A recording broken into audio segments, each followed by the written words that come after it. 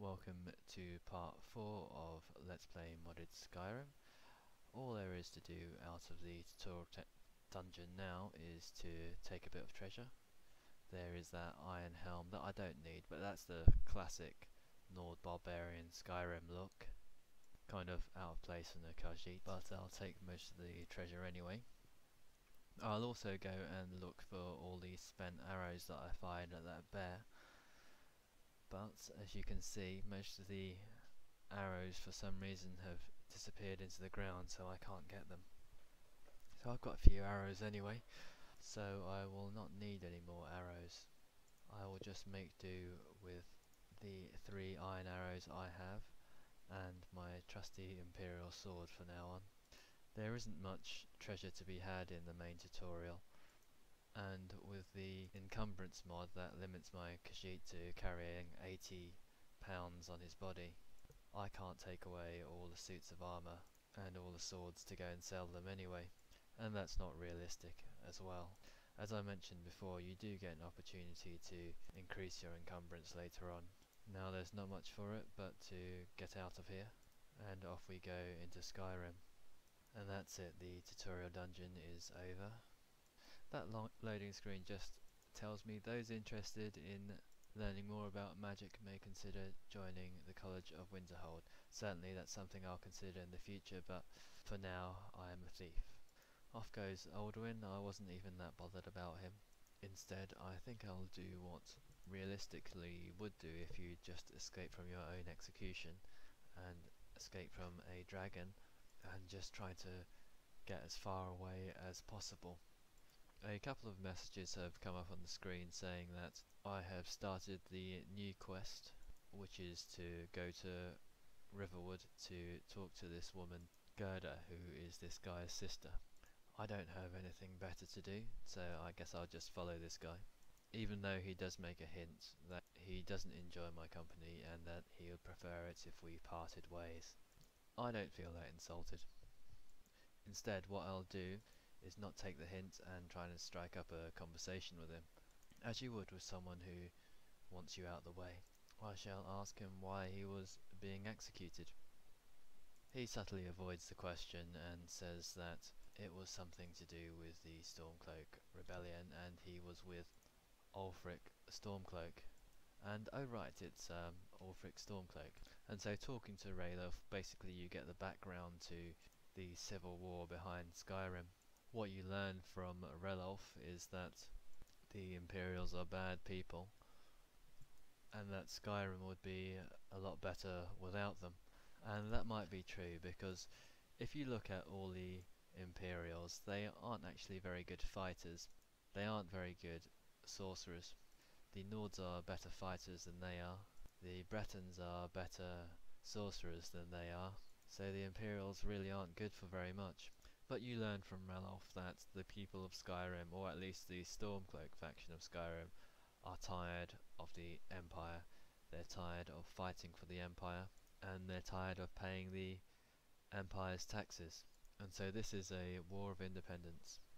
You do learn that Ulfric Stormcloak, who was that guy with the gag on in the start of the game, he's gone to Windhelm. And Ralof wants you to go to Windhelm as well to join up in the Stormcloak Rebellion. You don't really need a good reason to join up with the Stormcloak Rebellion. After all, you don't owe the Imperials any favours, and you've got to fight someone. If you just decide now to look at the top left of the screen, you'll notice that my character suddenly started to get hungry, which is a good sign. It shows that the basic needs mod is working. So what I'll do is I'll finish up with this conversation. I'll agree with Ralof and say, okay, I'll go to Windhelm with you. But in fact that was just an excuse to shut him up, and what we want to do is stuff our face. Unfortunately, looking through our inventory, all we have is alcohol. So what I'll do is consume 2 bottles of alcohol. 2 bottles of wine should just about do it. And so I will gulp that down after I close my inventory. I've got no food in there, and quite soon afterwards I noticed the effects of the alcohol affecting me. apologise to anyone who's watching this. This is very blurry, I realise, and doesn't look very good. That will teach me for drinking 2 bottles of wine on an empty stomach. For some reason alcohol has the uncanny ability to make my cat want to go and chase butterflies and pick flowers. There is a purpose, because most of these mountain flowers are useful for making into healing potions, which I think I'll need later on. So while Ralph babbles on and leads me over to Whiterun, I shall go on and pick a few mountain flowers and run around like a lunatic. Hopefully this alcohol effect will wear off soon. Another effect that the alcohol has on you is that it makes you trip over a lot easier, which is actually quite a comedic effect if you see it. And my vision right now is so blurry, I can't really even make out the sign very clearly. So what I'll do is I'll go over to my world map. You'll notice that the world map is slightly different from the vanilla version. It looks a lot prettier. This is a map mod, well worth getting, and it shows us where we are, shows us Helgen, it shows us Felkreath, all these major holds like Whiterun, but there's some smaller ones as well. You'll notice there's places like Owl's Perch Inn and all these other small towns and villages. What I talked about before on Skyrim having so much potential to be an absolutely amazing game, this potential is being realised by modders. The vanilla map of Skyrim's absolutely huge, and there's a lot of empty space in it. There's so much empty space that it's not really worth exploring, because there's not that much to explore. You might as well just fast travel everywhere. There are now quite a few towns and cities mods, and dungeon mods, and location mods that add locations all over Skyrim, so you get nice little towns and villages to explore, extra dungeons to explore. And if you've ever played a game like Arena or Daggerfall, you'll absolutely love it.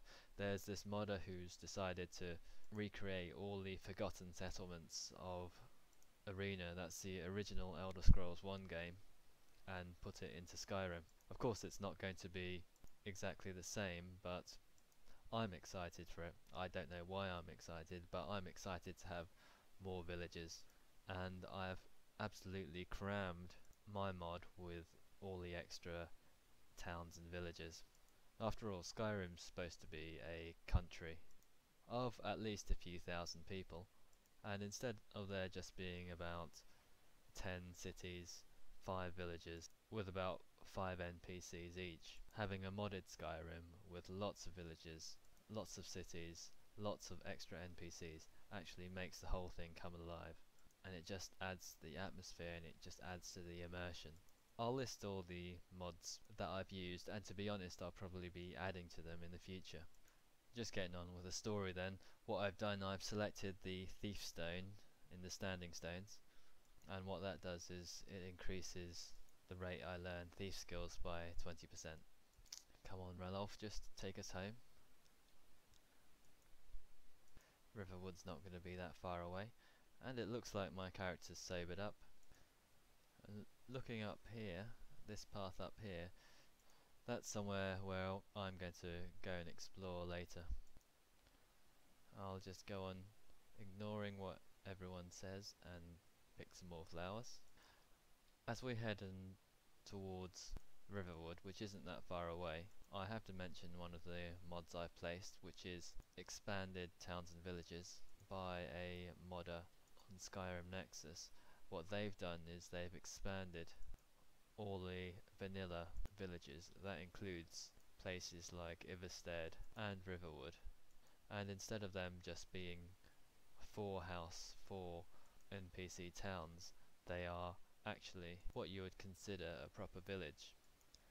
Everything in these mods is lore friendly. It's not as if there's any overpowered NPCs or extra merchants with Daedric and ebony weapons to sell you.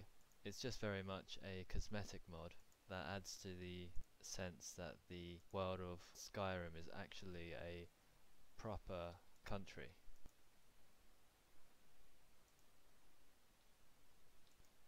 And that is what happens when you just have had too much to drink and you just stack it in the road. Kind of funny, I must have flown about 10 meters. He's a new character. So here we are anyway, we're entering the main village, and I'll just take a quick look around.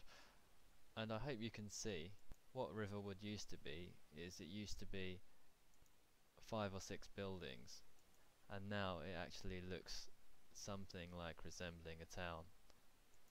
There's also a couple more chickens around, and there's all sorts of extra details that make it more interesting to look at.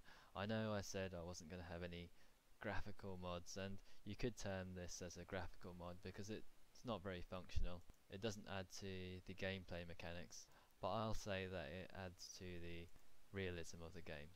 It's not in the Skyrim gems list, although I think there should be a section towards extra towns and villages, especially ones that are lore friendly anyway.